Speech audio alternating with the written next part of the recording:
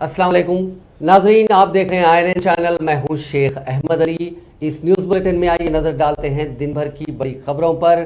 Chief minister के चंद्रशेखर राव ने रियासती वुज़रा और एमएलए को हिदायत दी कि वो रियासत में शदीद बारिश और सैलाब से होने वाले जानी व माली नुकसान को रोकने के लिए मुमकिन इक़दाम करें। पीर के रोज़ प्रगति भवन में शहर में मौजूद वुज़रा एमएलए के अलावा आला अहदेदारों से रियासत में मुसलसिल बारिश से पैदा सूरत हाल का वजीर आला ने जायजा लिया। जायजा इजलास से खिताब करते हुए उन्होंने अरकान असम्बली और वुज़रा से मुतालिका अजला में बारिश, गोदावरी और उसकी माउन नदियों में तुग़यानी की सूरत हाल के बारे में मालूमात हासिल की। उन्होंने कहा कि अहदेदारों को फौरी तौर पर ज़रूरी इक़दाम करने की हिदायत जारी की गई है। चीफ मिनिस्टर ने वाज़े कर दिया कि हुकूमत किसी भी सूरत हाल से निपटने के लिए तैयार है और हुकूमत ने नशीबी इलाकों से अवाम को महफूज मकामात मुंतकिल करने का हुक्म दिया है।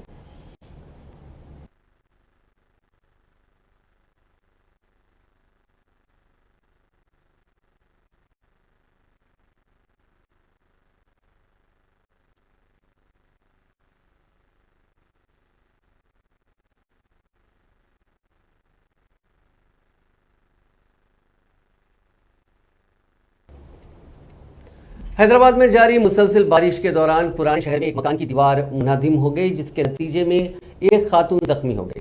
पुलिस के मुताबिक आज सुबह 10 बजे बारिश के दौरान एक मकान की दीवार मुनहदिम हो गई।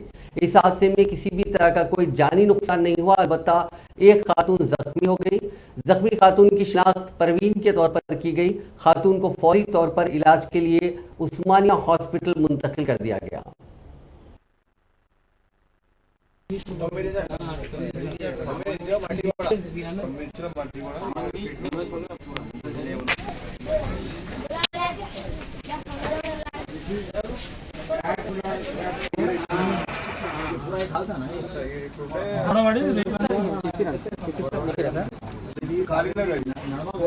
చెప్పాలా సార్ और वो सबसे जो सीमेंट नहीं लगा तो फिर सीमेंट नहीं लगा ठीक है दीवार की निकल गई वो सीमेंट चिकनी पकड़ गई छोड़ दी ऊपर से पानी गिरी भाई साइड दो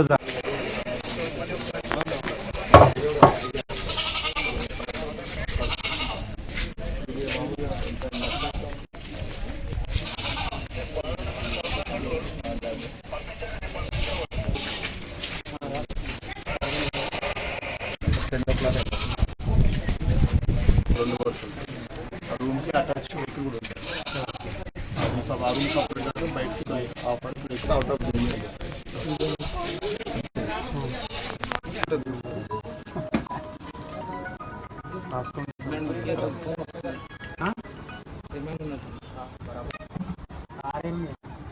హలో సార్ నమస్తే హలో ఈ ఫోటోలు పంపించండి నమస్తే చెప్పండి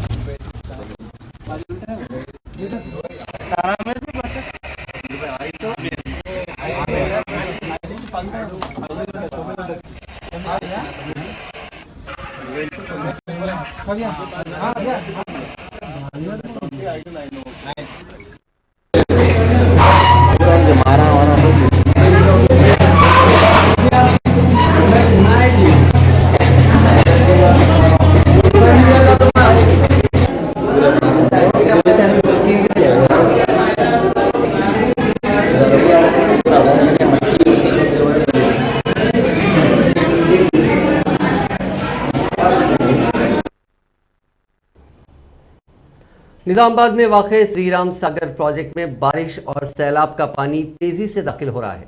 शदीद बारिश से प्रोजेक्ट में 85,740 क्यूसिक्स पानी दाखिल हो रहा है। इसके साथ ही हुक्काम ने 9 दरवाजे खोल दिए और 41,000 क्यूसिक्स पानी नीचे की तरफ छोड़े हैं। एसआरएसपी प्रोजेक्ट के पानी की मुकम्मल सतह 1091 फीट है और इस वक्त पानी की सतह 1087 फीट है। आबी ज़खायर में 90.3 टीएमसी पानी जखीरा किया जा सकता है। अब 75.15 टीएमसी पानी है। भद्राद्री कोत्तागुड़म जिले में टेली प्रोजेक्ट को सैलाब के बढ़ते हुए खतरे का सामना है। इसके साथ ही हुक्काम ने 19 दरवाजे खोल दिए हैं और पानी नीचे की तरफ छोड़ रहे हैं। इस वक्त प्रोजेक्ट में 29,145 क्यूसिक्स पानी आ रहा है और 26,182 क्यूसिक पानी छोड़ा जा रहा है। आबी जखायर की सतह 74 मीटर है और इस पर पानी की सतह 70.50 मीटर है।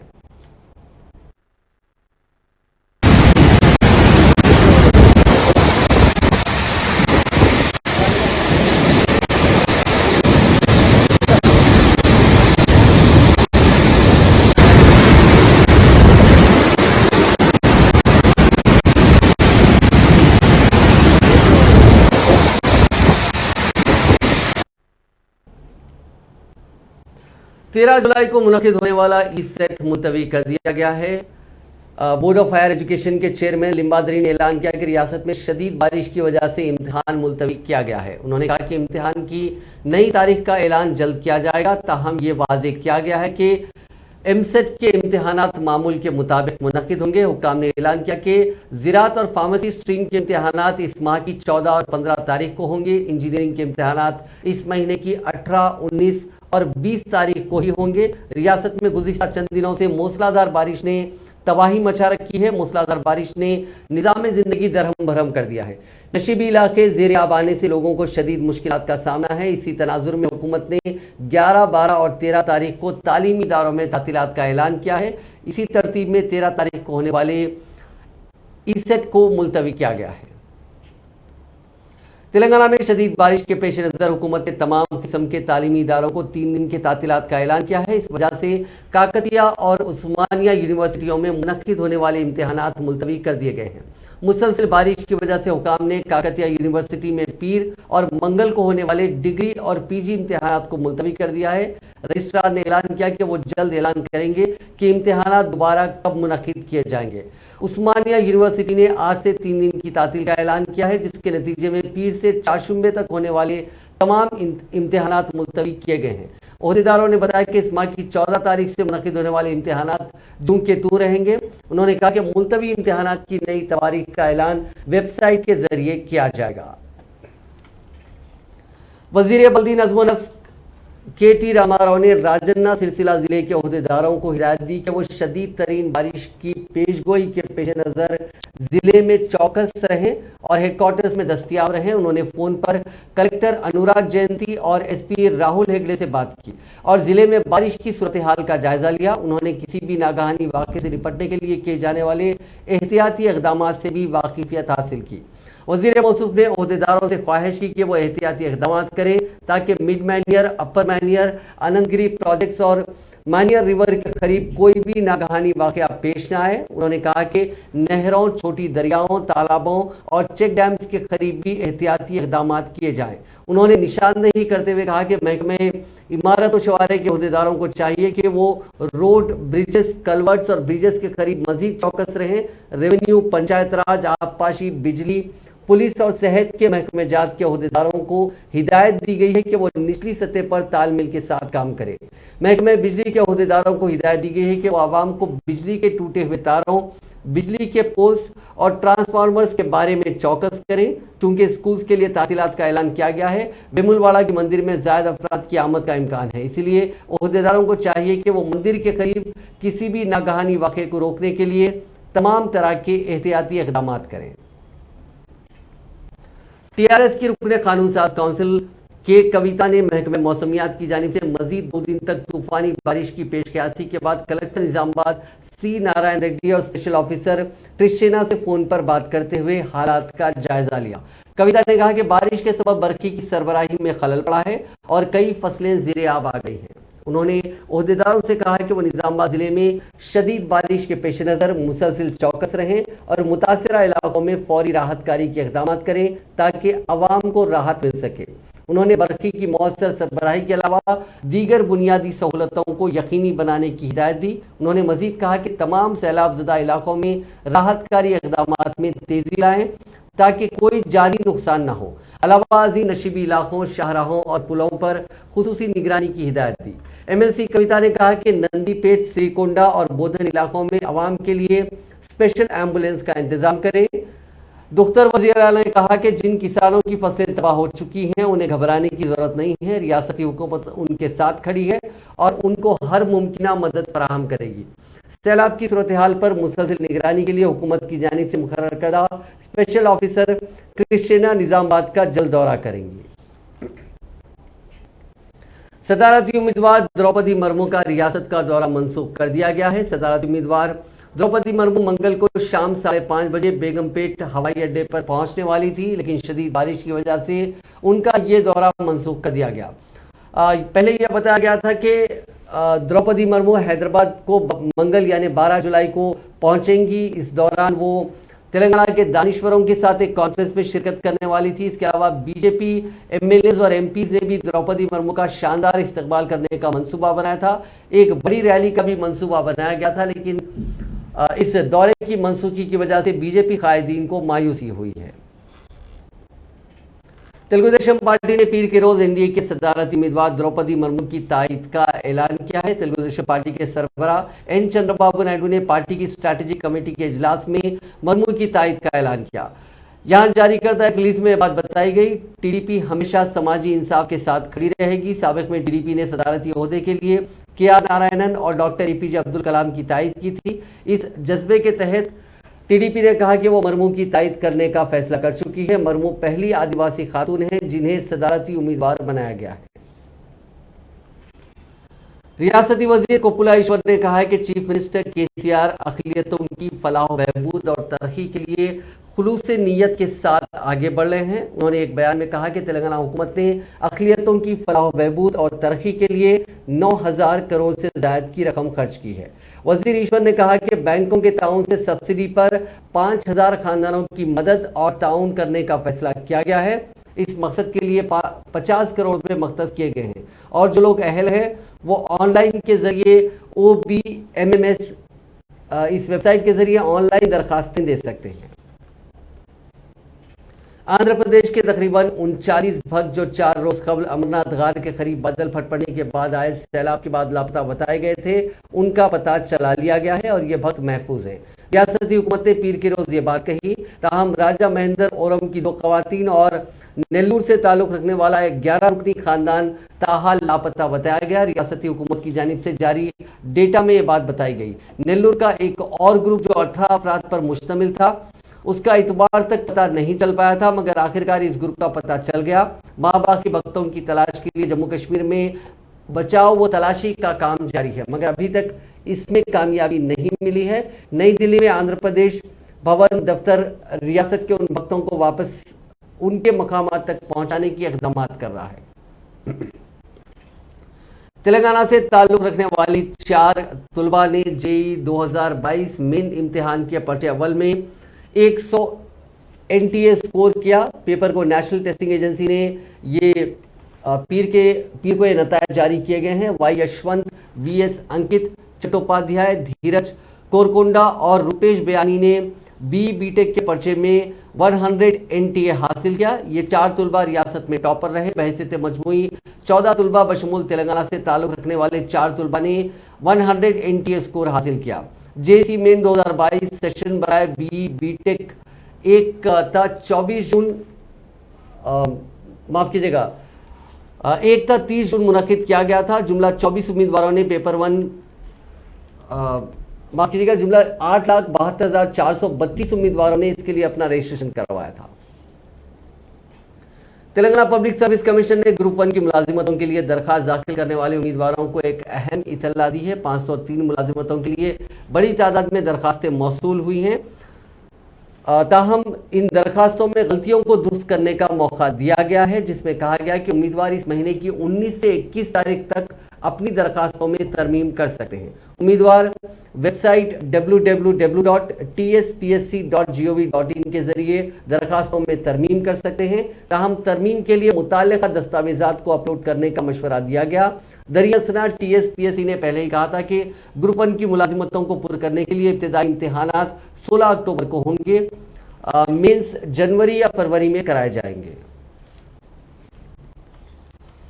तेलंगाना प्रदेश कांग्रेस कमेटी के सदर रेवंत रेड्डी ने आज शाम एक प्रेस कॉन्फ्रेंस करते हुए कहा कि रियासत में शदीद बारिश की वजह से अवाम परेशान है, इसलिए रियासती हुकूमत की जिम्मेदारी बनती है कि वो जंगी खुतूत पर इक़दामात उठाते हुए सभी मुतासरीन तक मदद पहुँचाए। उन्होंने कहा कि वज़ीर आला चंद्रशेखर राव को चाहिए था कि वो बारिश की वजह से पैदा सूरत हाल का जायजा लेते, लेकिन वज़ीर आला ने अपना सारा वक्त एक प्रेस कॉन्फ्रेंस करने में गंवा दिया। उन्होंने कहा कि केसीआर महाभारत के दुर्योधन या दुशासन की तरह रवैया रखे हुए हैं। उन्होंने कहा कि केसीआर ने कल जो बातें कही इसमें कोई नई बात नहीं है। उन्होंने वज़ीर आज़म नरेंद्र मोदी के बारे में बहुत कुछ कहा। उन्होंने कहा कि केसीआर ने बिल्कुल सही कहा कि नरेंद्र मोदी की वजह से जमहूरियत को खतरा है, लेकिन रेवंत रेड्डी ने कहा कि खुद केसीआर इस मामले में नरेंद्र मोदी के गुरु हैं। उन्होंने याद दिलाया कि केसीआर ने किस तरह अपोजिशन पार्टीज के एमएलए को अपनी पार्टी में शामिल करवाया। उन्होंने कहा कि आज एकनाथ शिंदे की बात करने वाले केसीआर ने कई एकनाथ शिंदे तेलंगाना में तैयार किए हैं। उन्होंने याद दिलाया कि तलसानी श्रीनिवास यादव ने 2014 में टीआरएस हुकूमत में शमूलियत इख्तियार कर ली थी। वो टीडीपी के टिकट पर मुंतखब हुए थे, लेकिन उन्हें केसीआर ने अपनी काबीना में शामिल कर लिया, जबकि उनका इस्तीफा भी मंजूर नहीं किया गया था। उसके बाद सबिता इंदिरा रेड्डी, एरवल्ली दयाकर राव, ये सभी दीगर पार्टियों के कायदीन थे जिन्हें टीआरएस ने अपनी पार्टी में शामिल करवाते हुए उन्हें मुख्तलिफ ओहदे दिए।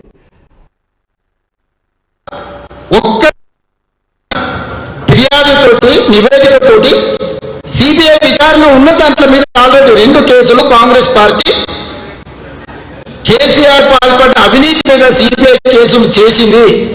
ఆ సిబిఐ కేసులలో ఛార్జ్ షీట్ వేయకుండా ఒకవేళ ఈ మధ్యకాలం వేసిందేమో నాకు తెలియదు. ఆర్థిక నేరంలో ఆర్థిక ఉగ్రవాది అయిన చంద్రశేఖరరావు గారిని అరెస్ట్ చేసే అవకాశం ఉన్నా ఈగ వాడకుండా కంటికి రెప్పలా కాపాడుతున్నదే కేసీఆర్ ను నరేంద్ర మోడీ. సొంత పార్టీ వాళ్ళని వదలలే, సొంత ముఖ్యమంత్రులను వదలలే. యడియూరప్ప లాంటి వాళ్ళని పదవుల్ని తొలగించడమే కాకుండా కేసులు పెట్టి వేధించిండు. ఎన్నో ఏళ్ళు తమతో కలిసి ఉన్న శివసేనను కూడా వదిలిపెట్టలేదు. ఈడీలు, ఇన్కమ్ ట్యాక్స్లు, సిబిఐలు, చివరికి ఆ పార్టీని కూడా చితకొట్టిండు, చీలగొట్టిండు. ఇవాళ పార్టీ ఉందా లేదా అంటే మనవెడనే ప్రశ్నించే పరిస్థితులు కలుగు నరేంద్ర మోడీ గారు తీసుకొచ్చిండు. ఇక కాంగ్రెస్ ఎన్నిసార్లు చీల్చిండో చెప్పాల్సిన అవసరమే లేదు. నరేంద్ర మోడీ గారు ఇన్ని అరాచకాలు చేసిన నరేంద్ర మోడీ గారు నీ దగ్గరికి ఎందుకు రాలే? నీ మీద ఎందుకు ఈగ వాళ్తలేదు? నువ్వు నీ పిల్లలు అంత నీతిమంతులు, జాతి ఉదారకులా? ఏడ ముట్టుకున్నా, ఏ ఫైల్ పట్టుకున్నా కల్వకుంట్ల చంద్రశేఖరరావు గారు మినిమం 10 సంవత్సరాలు ఊత లెక్క పెట్టాల్సిందే. అట్లాంటి కల్వకుంట్ల చంద్రశేఖరరావు మీద ఈ రోజు వరకు కూడా ఒక్క నివేదిక కూడా నేనే 100 ఫిర్యాదులు ఆధారాలతో సహా నరేంద్ర మోడీకి, అమిత్ షా గారికి, సిబిఐకి, సెంట్రల్ విజిలెన్స్ కమిషన్ కి, ఈడీకి, ఇన్కమ్ ట్యాక్స్ కు, ఎలక్షన్ కమిషన్ ఆఫ్ ఇండియాకు మేము ఫిర్యాదుతోటి, నివేదికతోటి సిబిఐ విచారణ ఉన్న దాంట్లో మీద ఆల్రెడీ 2 కేసులు కాంగ్రెస్ పార్టీ కేసీఆర్ పాల్పడ్డ అవినీతి మీద సిబిఐ కేసులు చేసింది. ఆ సిబిఐ కేసులలో ఛార్జ్ షీట్ వేయకుండా ఒకవేళ మధ్యకాలం వేసిందేమో నాకు తెలియదు. ఆర్థిక నేరంలో ఆర్థిక ఉగ్రవాది అయిన చంద్రశేఖరరావు గారిని అరెస్ట్ చేసే అవకాశం ఉన్నా ఈగ వాడకుండా కంటికి రెప్పలా కాపాడుతున్నదే కేసీఆర్ ను నరేంద్ర మోడీ. సొంత పార్టీ వాళ్ళని వదలలే, సొంత ముఖ్యమంత్రులను వదలలే. యడియూరప్ప లాంటి వాళ్ళని పదవులు తొలగించడమే కాకుండా కేసులు పెట్టి వేధించిండు. ఎన్నో ఏళ్ళుగా తమతో కలిసి ఉన్న శివసేనను కూడా వదిలిపెట్టలేదు. ఈడీలు, ఇన్కమ్ ట్యాక్స్లు, సిబిఐలు, చివరికి ఆ పార్టీని కూడా చితకొట్టిండు, చీలగొట్టిండు. ఇవాళ పార్టీ ఉందా లేదా అంటే మనవెడనే ప్రశ్నించే పరిస్థితులు కలుగు నరేంద్ర మోడీ గారు తీసుకొచ్చిండు. ఇక కాంగ్రెస్ ఎన్నిసార్లు చీల్చిండో చెప్పాల్సిన అవసరం లేదు. నరేంద్ర మోడీ గారు ఇన్ని అరాచకాలు చేసిన నరేంద్ర మోడీ గారు నీ దగ్గరికి ఎందుకు రాలే? నీ మీద ఎందుకు ఈగ వాళ్తలేదు? నువ్వు నీ పిల్లలు అంత నీతిమంతులు, జాతి ఉద్ధారకులా?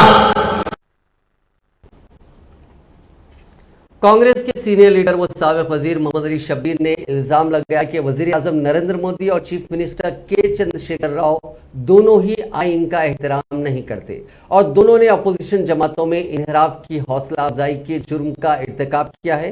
शब्बीर अली ने आज एक मीडिया बयान में कहा कि जहां पीएम मोदी ने मुंतखब हुकूमतों को गिराने के लिए गोवा, मणिपुर, मध्य प्रदेश, कर्नाटका और महाराष्ट्र जैसी कई रियासतों में इनहराफ को इंजीनियर किया, वहीं चीफ मिनिस्टर केसीआर ने 2014 से सिर्फ इनहराफ की हौसला अफजाई करके तेलंगाना में ताकत हासिल की।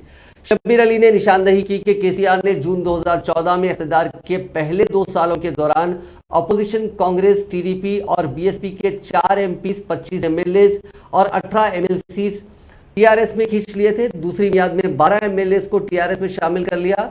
चूंकि केसीआर दलितों से नफरत करते हैं, इसलिए वो कभी नहीं चाहते थे कि कोई एससी लीडर यानी भट्टी विक्रमार्का कायदे ऑपोजिशन बने, इसलिए उन्होंने कांग्रेस के 12 एमएलए को मुनहरिफ करके टीआरएस में शमूलियत इख्तियार करवाई। कांग्रेस लीडर ने कहा कि उस वक्त के असेंबली स्पीकर मधुसूदन चारी और काउंसिल के चेयरमैन स्वामी गौड़ ने बागी एमएलए और एमएलसी की नाअहली की शिकायत पर कार्रवाई नहीं की।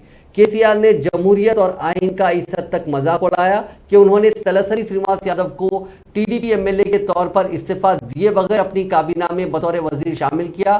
खवायद के मुताबिक श्रीनिवास यादव को 6 माह के अंदर टीआरएस के टिकट पर दोबारा मुंतखब होना चाहिए था।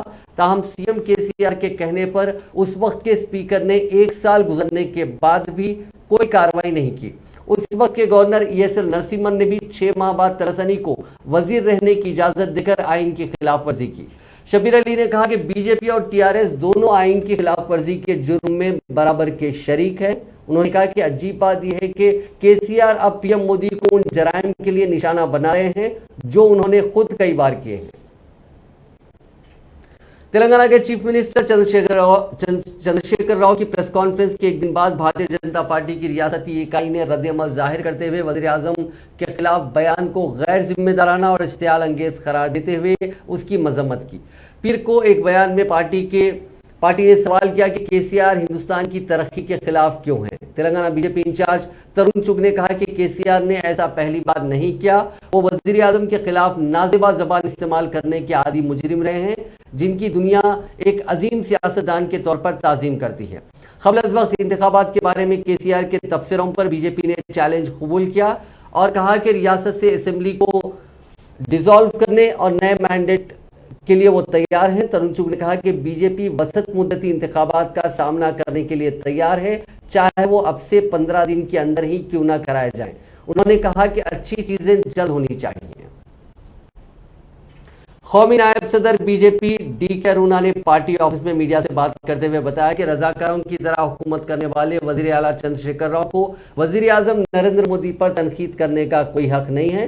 उन्होंने वजीर आला केसीआर पर तनकीद करते हुए कहा कि दूसरे पार्टियों के अरकान असेंबली को अपनी पार्टी में शामिल करते हुए जमहूरियत की बात करने पर केसीआर को शर्म क्यों महसूस नहीं होती। उन्होंने कहा कि टीआरएस एक पार्टी पर मुश्तमिल नहीं है, इसमें कई पार्टियों के अरकान शामिल हैं। ఉన్నటువంటి ప్రముఖమైనటువంటి దేవాలయాల గురించి వాళ్ళు మాట్లాడితే వాటి గురించి సమావేశాల్లో ఆ యొక్క టెంపుల్స్ నేమ్స్ తీసుకుంటే నీవు ఎందుకు జీర్ణించుకోలేకపోతున్నావు కేసీఆర్? నీకు వచ్చిన కష్టమేంటి? నీలాగా జోగులాంబ తల్లికి 100 కోట్లు ఇస్తా ఆధునీకరణకు అని చెప్పి ఇప్పటిదాకా ఇవ్వకుండా ఉన్నటువంటి నీకు కూడుకుంటుందా? జోగులాంబ తల్లి ఏకైక శక్తి పీఠం తెలంగాణ రాష్ట్రంలో, అమ్మవారి ఆశీర్వాదంతోనే తెలంగాణ రాష్ట్రంలో ఈరోజు ఎలాంటి కష్టాలు వచ్చినా, వరదలు వచ్చినా, వాగులు వచ్చినా, ఎటువంటి వచ్చినా ఆ తల్లి ఆశీర్వాదంతో తెలంగాణ నీవిన్ని మోసాలు చేసినా, నువ్వు ఫామ్ హౌస్ లో పడుకున్నా తెలంగాణ ప్రజలు సుఖ సంతోషాలతో ఉన్నారు. ఈరోజు అటువంటి అమ్మవారిని అవమానించే విధంగా నువ్వు మాట్లాడతావా? జోగులాంబ అమ్మ ఈ అమ్మ అనేటువంటి మాట మాట్లాడుతున్నావంటే నీకు అహంకారం ఎంత పెరిగిపోయిందో ఒక్కసారి ముఖ్యమంత్రి గారు, నీకు అహంకారం దురహంకారం, నీకు ఒంటి నిండా అహంకారం నీకు పెరిగిపోయి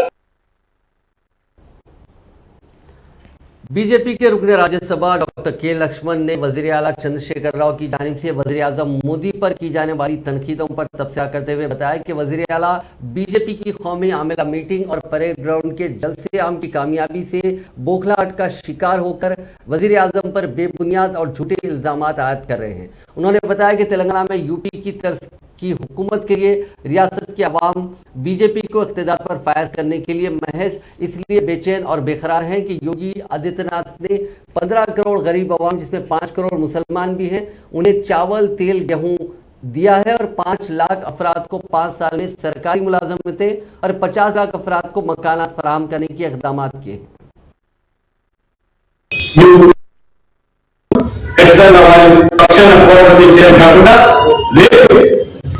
భారతీయ జనతా పార్టీ అధికారులు వచ్చిన తర్వాత ఈ యొక్క రాజ్యాంగం 5వ షెడ్యూల్ ఏదైతే ఈ యొక్క మరి ఈ ప్రాంతం మరి ఖచ్చితంగా మరి అడుగు వ్యక్తులకి దక్కే విధంగా ఖచ్చితమైనటువంటి చర్యలు తీసుకుంటామని స్పష్టమైన హామీస్తూ ఇప్పటికైనా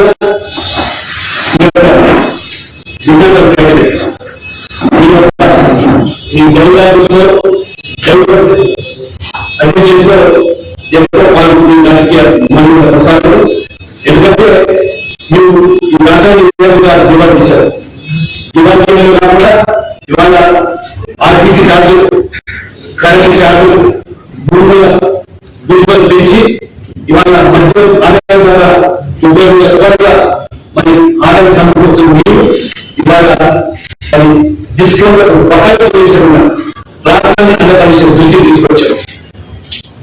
ఆయన నుంచి కొత్త రేషన్ లేవు, కొత్త పింఛన్ లేవు, ఇవాళ పాత పింఛన్ల సహాయం.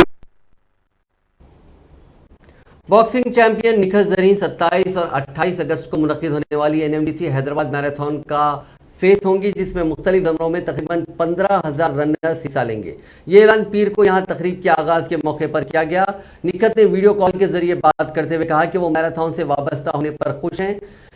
उन्होंने शहरियों से भी अपील की कि वो इस मैराथन में हिस्सा लेने के लिए अपना रजिस्ट्रेशन कराएं। मैराथन के लिए तैयारियां जोरों पर हैं, जो हिंदुस्तान भर के दौड़ने वालों के लिए सबसे बड़ी एक रेस बन गई है। इस रेस के डायरेक्टर प्रशांत मोरप्पा ने बताया कि तकरीबन 35,000 वॉलंटियर्स, 250 तिब्बी अमला, रियासती हुकूमत के मुख्तलिफ शोबों के एहलकार बशमुल पुलिस इस तकरीब को कामयाब बनाने के लिए साथ दे रहे हैं। कर्टन रेजर 27 अगस्त को 5K रन के साथ होगा, जबकि मेन इवेंट जिसमें 10K, फुल मैराथन और हाफ मैराथन 28 अगस्त को होगा। चंद्रनारायण गुट्टा पुलिस ने मकानात में सुरखे के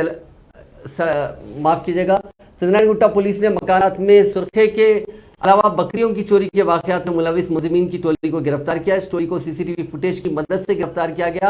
मुजरिमीन की शिनाख्त 27 साला टेलर सैयद अमीर, 32 साला सैयद अजीजुल्लाह, 31 साला सैयद नदीमुद्दीन और 29 साला मोहसिन खान के तौर पर की गई है।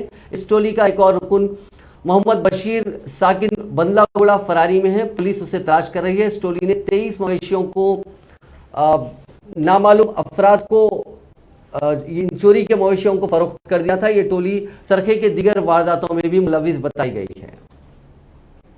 मेडचल मलकाजगिरी जिले में पेश आए 2 अलग-अलग सड़क हादसात में 2 अफराद हलाक हो गए। हालत नशा में गाड़ियां चलाने के सबब यह हादसात पेश आए।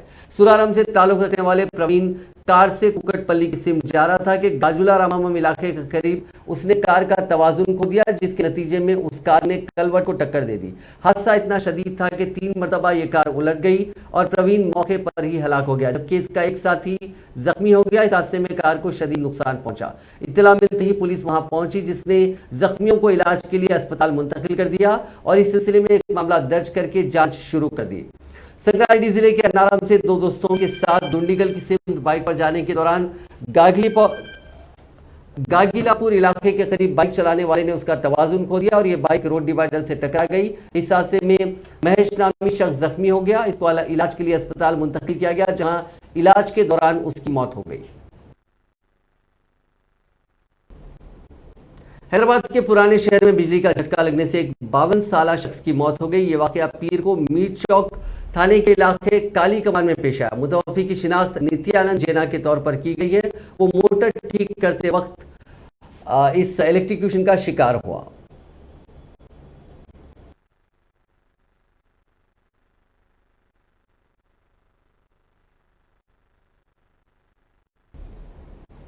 नाज़रीन, इस न्यूज़ बुलेटिन में बस इतना ही। आप देखते रहिए INN चैनल।